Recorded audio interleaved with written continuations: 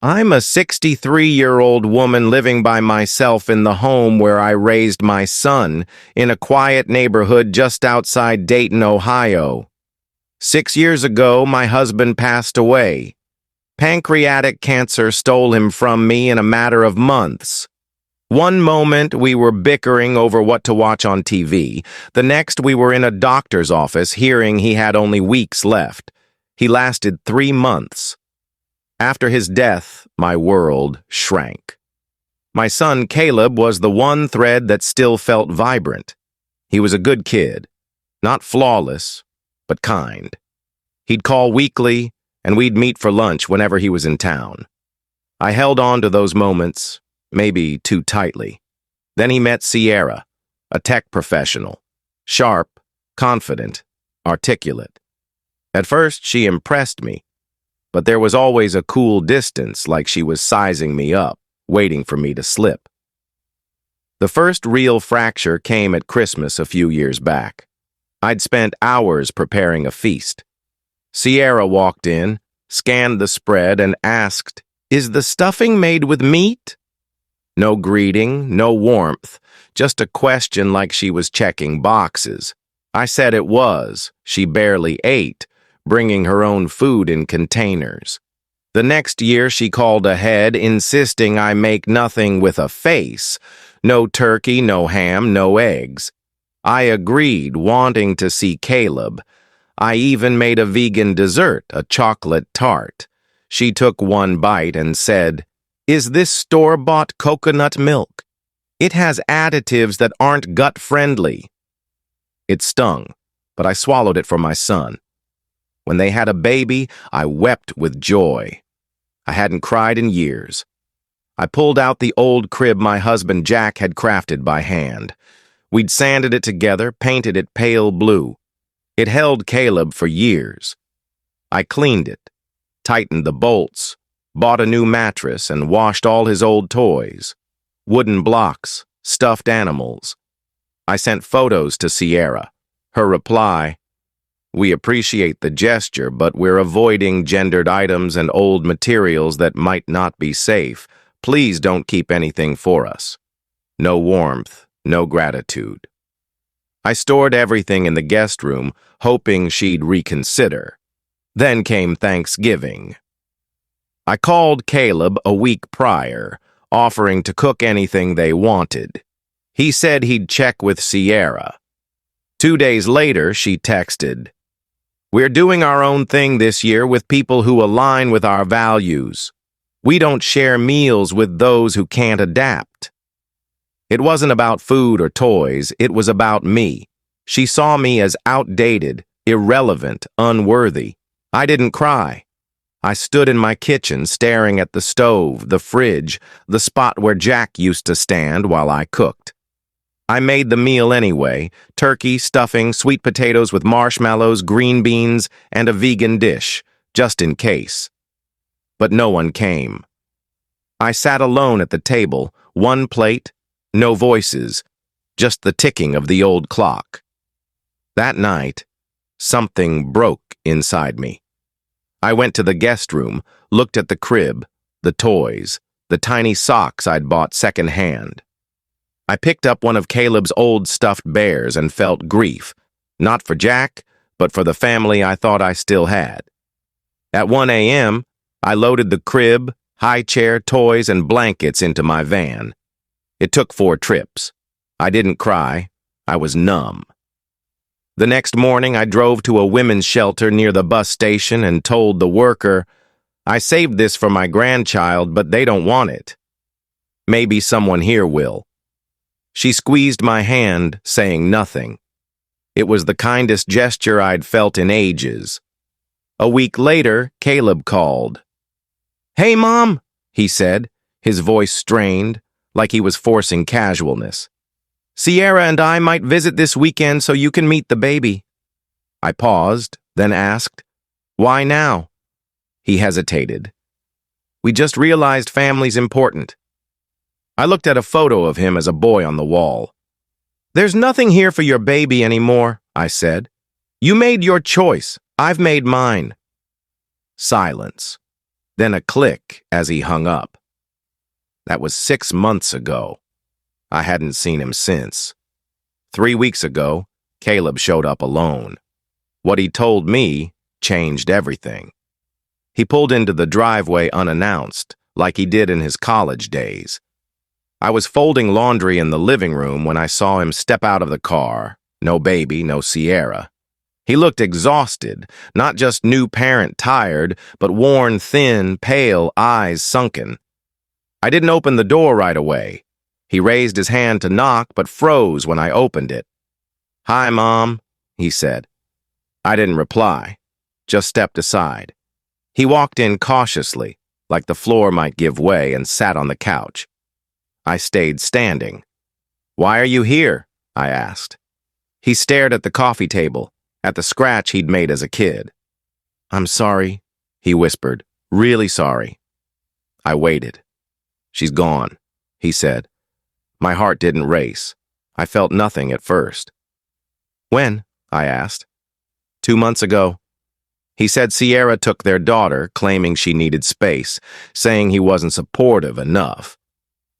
"She's in Seattle with her sister.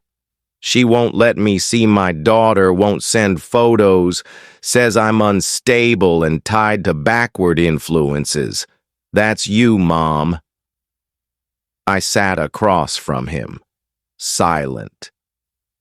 "I didn't stand up for you," he said, voice trembling. "I let her push you away. Every time you reached out, I let her shut it down. I thought I was keeping the peace, being a good husband. But I was weak. I let her erase you. And now she's erased me too." I leaned forward. "Why are you really here, Caleb?" He met my eyes, and for the first time in years, I saw my son, not the man she'd shaped. "I need help," he said. He pulled a folder from his bag, legal papers, custody forms, texts, emails. "She's filing for full custody, says I'm unsafe, that I let toxic people near our daughter. She named you, said you gave her dangerous, outdated things." I looked at the folder. "I've seen a lawyer," he said. "But her family has money. The judge is leaning her way. I'm not asking you to pick sides, just I need someone who knows I'm not what she says." I crossed my arms. Why should I help someone who let his wife treat me like garbage? Tears filled his eyes, but he didn't plead. "You're right," he said. "I don't deserve it." We sat in silence. But then I saw it, real shame, not an act. I went to the guest room, untouched since I'd cleared it out. In the closet, I found one thing I'd missed. A small book, Guess How Much I Love You. I'd meant to donate it, but it had fallen behind a shelf. I set it on the table in front of him. "Start with this," I said. "Read it to her, even if she's not here." He looked at it and broke down. I didn't hug him, but I didn't send him away either. 3 weeks later, a photo changed everything. A neighbor's daughter, still in touch with Caleb, sent me a screenshot from Sierra's sister's Instagram. It showed Sierra at an outdoor brunch, grinning, holding a mimosa. My granddaughter was on another woman's lap. At first, I focused on Sierra's smug expression, like she'd won at life.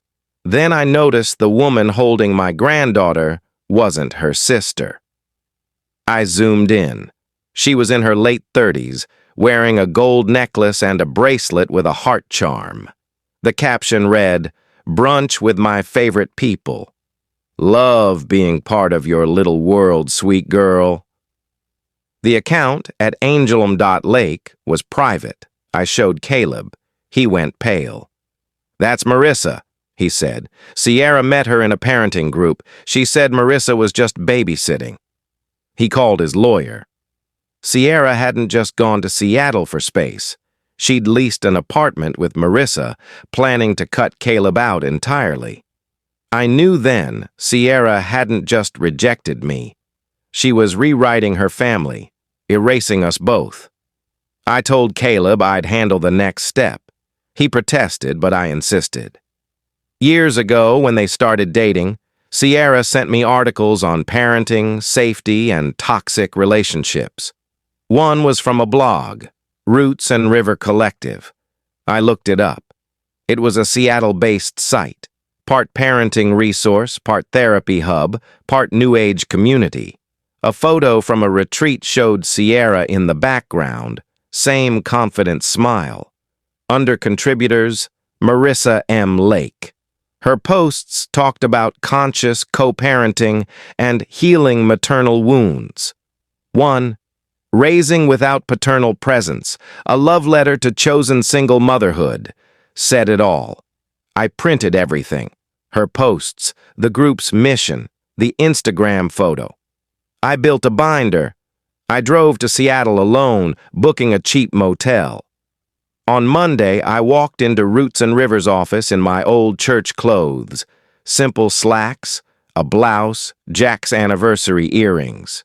I asked for Marissa, saying I was a donor interested in supporting single mothers.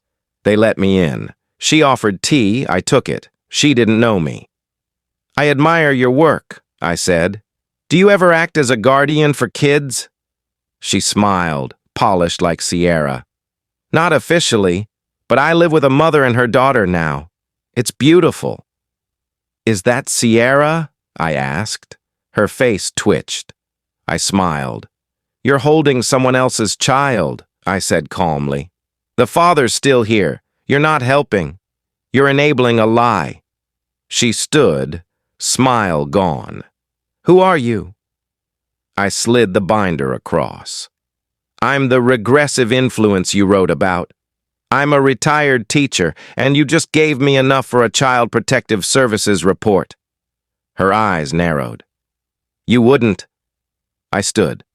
I won't have to. You left yourself exposed. I walked out. Back home, things moved fast. Sierra's lawyer called Caleb's, asking to pause the case. Marissa's blog vanished. Sierra texted Caleb about co-parenting talks. But I wasn't done. I had one last thing for her. Not a book, not a binder, but something she'd never forget. At the settlement meeting in Columbus, Sierra's face soured when she saw me beside Caleb. Her lawyer pitched primary custody for her with flexible visitation for Caleb. No, I said. The lawyer blinked. I leaned in. She cut me out, lied to Caleb, took his daughter across the country, let another woman play parent, and built a fake family. Now she wants to negotiate? I pulled out new papers, affidavits from former students, letters from mothers I'd mentored, a statement from the shelter's director calling me selfless, and a notarized letter from a former Roots and River staffer. It described Marissa manipulating mothers into cutting off toxic people to gain control. This isn't co-parenting, I said. It's coercion. Sierra's lawyer paled. She tried to speak, but her voice broke. This is slander, she said. No, Caleb said. It's the truth. They settled. 50-50 custody on paper, but 60-40 in Caleb's favor. He'd have their daughter in Ohio most of the year. Sierra could visit in summer and holidays. They'd meet a court-ordered counselor monthly. Marissa was barred from unsupervised contact with the child. But I had one final move. As we left, I handed Sierra an envelope. Inside was a photo of the crib she'd called unsafe, with a note. This held a real family. You'll never understand what that means. She stood frozen, staring at it. Weeks later, Caleb moved in temporarily. We're rebuilding slowly, navigating old hurts. The first time he brought my granddaughter over, she fell asleep in my arms as I read, "Guess How Much I Love You." Her tiny hand gripped mine, and I knew I hadn't lost my family. I'd taken it back from someone who never deserved it. The guest room's repainted now with a toddler bed and new books. Every time I pass it, I don't feel anger. just peace, the kind that comes when the storm's over and justice is done. Thank you for watching Story. Please subscribe and hit the notification bell for more real-life stories.